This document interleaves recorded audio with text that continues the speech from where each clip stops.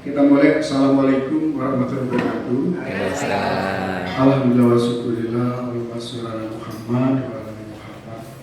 Yang pertama kita mengucapkan terima kasih kepada Kanjana dan ini Ibu ya, pada hari ini berkesempatan mungkin untuk kesekian kali dalam rangka untuk memperkuat ukhuwah kita. Nah, yang kedua, terima kasih atas waktu yang diberikan teman-teman senior, adik-adik dan semua Yunda, Kanda yang di sini. Memang ada yang disampaikan di Kanjana dan teman-teman. Sekitar 2 bulan terakhir itu PB kan bikin grup ya, PB HMI. PB HMI periode 83-85. PB yang paling punya catatan sejarah yang sangat tragis ya. Saya kemudian melemparkan di WA itu, saya bilang bahkan kita punya dosa sejarah. Karena peristiwa Kongres Medan, kita mulai dengan Kongres Bandung Bang Jaki, pasca itu Kongres Medan Bahari, lanjut ke Saleh Khalid kan, Kongres Padang. Itu kita kan pecah, suka tidak suka, dan ini terus bergerak ke adik-adik ya. Tapi ada yang harus kita sikapi, kita jadi perhatian.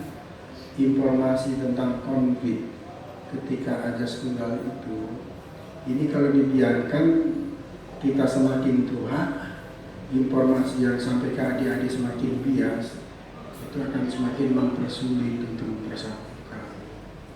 Terjadilah gayung sambut di viral itu. Kemudian ada Tamsil, Egi Sujana, Bang Abdullah dan semua. Kemudian saya memberikan gagasan, yaitu coba kita bikin buku, kita jelaskan tentang peristiwa Kongres itu secara jernih, secara jujur, secara terbuka. Nah, tanggal 19 Bang Ari mengundang di kantor BPK, mengumpulkan sejumlah pengurus PBHMI termasuk Bang Abidin Sasiregar hadir. Maka kemudian usulan saya untuk membuat buku disetujui dan saya diminta menjadi ketua editor. Alex Topani anggota, Amanah anggota, sama Alvan Alfian adik kita yang muda anggota. Buku ini tujuannya adalah pertama untuk mengeksplor, memberikan informasi sejelas-jelasnya tentang dinamika yang terjadi dalam Kongres di Medan sampai menuju ke Padang ya, tentang Ajas Tunggal. Itu satu. Yang kedua adalah sebagai Golden Gate jembatan kita untuk mempersatukan kembali yang diistilahkan HMI Dipo, HMI MPO. Istilah Dipo yang sekarang Sultan Agung ya, tapi istilah kita Dipo. Ternyata alhamdulillah ini Kanjana dan teman-teman gayung bersambut. Terakhir ada pertemuan kan, bahkan ketua PBH yang baru Sadat ya, saya kemudian dari Dipo maupun MPO sudah ketemu. Jadi ini momennya tepat 40 tahun perpecahan kita ya. Kita 80 berapa tahun itu? 80 sampai sekarang, 83 ya sampai sekarang itu. Nah, kita rencana akan buat buku ya. Buku dari dua pihak. Jadi Bang Dul, Tamsil, Egi Sujana, Arya Haji, Abidin Sasiregar, dan siapapun pelakunya akan menyumbangkan makalah. Jadi semacam bunga rampai gitu ya. Tapi saya sudah kemukakan kita ada epilog dari editor. Nanti dalam epilog itu dan prolog akan dijelaskan muaranya itu bagaimana mempersatukan HMI sehingga jadi harus. Nah, di dalam forum ini mohon doanya. Kita sudah mulai bekerja, insya Allah. Target kita Maret 2019 launching.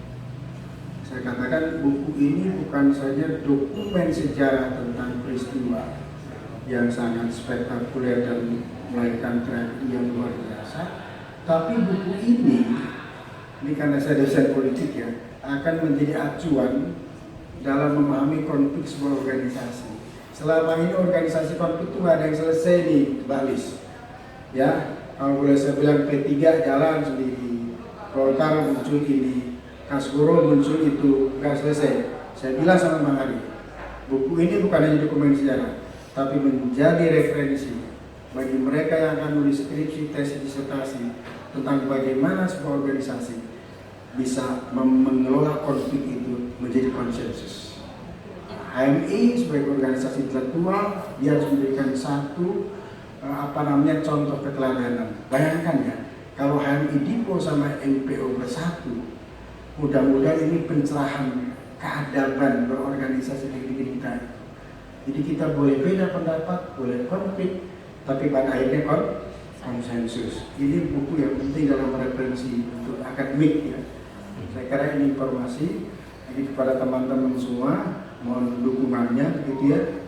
Karena ini merupakan bagian dari sejarah kelam kita yang harus kita cerahkan, kita selesaikan gitu ya. Istilah saya, mari berdamai dengan sejarah, bersatu kembali. Karena spiritnya sama. Spiritnya kan HMI kan, berhimpun gitu ya, intelektual, mahasiswa, dan Islam sama. Yang MPO Islam, yang Dipo Islam. Dan sekarang persoalan jas tunggal sudah selesai. Saya bilang sama teman-teman, jas tunggal itu kan sekarang sudah terkubur, batu nisannya nggak ada. Sejak reformasi kan sudah nggak ada. Jadi kita sudah selesai. Kita kembali bersatu. Ini informasi buat teman-teman semua. Dan ini tolong supaya disosialisasikan bahwa kita akan ada rencana untuk mengintegrasikan kembali, menyatukan kembali. Ini tentang masalah himpunan mahasiswa Islam di rumah kita, rumah besar kita, gitu ya. Organisasi yang sangat disegani, diperhitungkan. Kang Jana begitu rajin ngumpulin, itu ada grup profesor, grup doktor, grup jalan sehat, gitu ya. Satu aja ya saya minta ke Kang Jana, jangan sampai ada grup provokator. HMI paling jago ya grup provokator, nggak usah diurus. Kalau ada grup provokator, pasti Sofyan Panogoro daftar ini ketua umumnya. Mana itu Sofyan itu kawan saya? Ya, ini guyon aja ya, insya Allah lah. Itu yang pertama. Yang kedua, saya apresiasi sama Kang Jana sama semua. Satu yang saya tangkap dari itu, kita perlu ada jejaring keluarga besar HMI. Biarin deh yang di Majelis Nasional bicara langit-langit terus. Kita mah bumi-bumi aja. Kenapa bumi aja saya bilang? Saya baru sadar. Saya tanya sama anak saya waktu bulan ini, Pak, kamu tahu HMI enggak? Enggak tahu HMI. Padahal di rumah saya ada buku-buku HMI karena anak saya tadi industri, saya politik kan. Kang Jana saya bawa itu di Jatinangor, udah setahun kuliah 2 semester, ada cabang Jatinangor itu di arah ke Subang ya. Saya bawa itu dia, anak saya perempuan sudah karena ini ketemu ketua cabangnya siapa tuh kan, isi formulir, yang penting jadi anggota HMI. Nah kaitan dengan keluarga besar ini, kalau istri kita dibawa, ya, suatu saat anak kita dibawa, kita secara langsung melakukan sosialisasi, anak kita yang SMA dibawa. Ini kumpulan si Abah, si Abi ya, HMI, paling nggak dia tahu lambangnya kan gitu, lambang nih. Ini ya kami asli ini nih, ada lambang ini, ada lambangnya nggak asli tuh, nggak asli. Kan jangan aja nggak asli ada lambang ini. Bahkan dari Sofyan bilang sama Kang Jana, masa baju-baju kaos nggak pakai celana, doraka saya bilang. Harus celana juga ambil model ini, di foto jadi model itu, pas saya itu hijau kan, gitu, guyon-guyon kan. Nah, maksud saya adalah di balik kita juga jadi keluarga ya. Jadi kalau anak-anak kita nanti masuk HMI udah dengan cara alami aja dia tahu bapaknya, ibunya. Ada bapaknya HMI, ibunya bukan HMI kan. Ibunya HMI, bapaknya bukan alumni HMI kan. Nah, dengan cara itu barangkali ya kita bisa memperbesar kader HMI kita, adik-adik kita di PB, di cabang, di Korkom ya, di komisariat gitu ya. Nah mungkin ke depan juga Kang Jana, Mbak Lis digelendingin tuh, kalau bisa rakyat itu dimunculkan lagi, ya. Rayon itu sangat luar biasa, itu rayon itu penting sekali itu sebagai jejaring-jejaring di masyarakat ya. Kalau masyarakat di kampus ya, kalau rayon di masyarakat. Saya kira ini sangat positif lah pertemuan ini, biar kita awet tua, tuanya awet. Yang Balis kan udah tua, ngaku muda. Saya bilang bukan awet muda, awet tua. Tua tapi awet Balis. Kalau ketemu Balis semangat gitu. Ingatnya kayak di Cilo aja gitu. Allah Akbar katanya. Ya kayak mau demo aja gitu kan. Demo apa nih? Demo bikin itu tuh. Bikin apa tadi? Apa namanya? Karedok sama tekwan. Itu kalau kami demonya demo tekwan sama karedok gitu kan. Kira-kira itulah. Jadi pertemuan hari ini saya terima kasih. Sama ketemu minggu lalu mau kesini kena demam menjaga. Udah lihat kesini kena demam 3 hari. Insya Allah itu poin yang kedua ya, tentang keluarga. Ya poin yang ketiga itu gimana ya supaya Majelis Nasional kami ini lebih bagus lagi. Apalagi kan Jana udah ngumpulin kan, ada grup profesor, grup doktor gitu, segala macam grup jalan sehat. Saya bilang ke Ustaz Pandegoro, ini kan Jana udah betul nih, saya bukan menjadi dia. Anak HMI itu kalau diskusi debat dari Isya sampai subuh lanjut lagi jam 10 kan? Itu debat olahraganya kurang. Banyak yang pada tumbang kena liver lah, kena apa kan sebenarnya. Olahraga perlu kita supaya kita lebih tough ya, lebih sehat gitu. Seperti saya kan sehat gitu. Sehat gak saya? Sehat saya.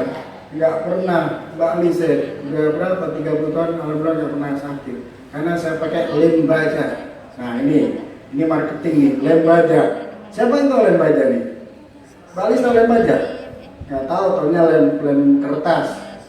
Lem baja, tahu? Lem baja. Lem baja ya.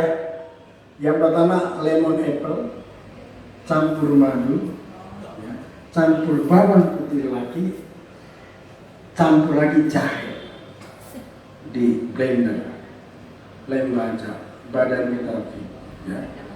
Toksin hilang, darah kita lancar, wajah kita ceria kayak anak remaja. Jangan ditanya yang lainnya mah, mantep itu. Lem baja, lemon apple, madu, bawang lelaki, jahe. Itu paling bagus. Bawang putih lelaki, bawang putih tunggal, simpan di blender. Iya, itu bagus deh. Walaupun saya tiap hari suplemennya omega 3. Kalau enggak apa-apa batu sauda ya. Tapi lem baja. Mau tidur air putih 1 mug, minum. Mau tidur, bangun tidur sebelum gosok gigi air putih. Alam diri kita ini membunuh bakteri di usus. Insya Allah sehat, top sehat. Dari sini sampai ke sini sampai ke sini, gitu ya. Jadi apa? Kecerdasan intelektual, kecerdasan spiritual, kecerdasan emosional. Kalau Habib bilang hati, otak, otot, 3 itu. Wah, udah deh. Cukup kan ya? Itu kalau di LDK udah 1 jam tuh. Cukup ya? Udah, sekarang kali hindari presidium kan? Terima kasih ngajarin teman-teman ya. Kita ketemu lagi. Yakuza. Yakin usaha? Beda saya. Saya ingin yang kreatif kata Diana. Hal itu bisa kreatif. Yang namanya sampai belum tentu sukses. Mulai ke depan semua Yakuza, yakin usaha, sukses.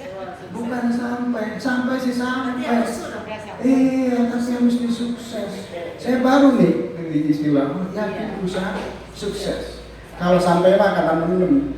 Kalau kita mah yakin usaha, sukses. Terima kasih. Assalamualaikum warahmatullahi wabarakatuh.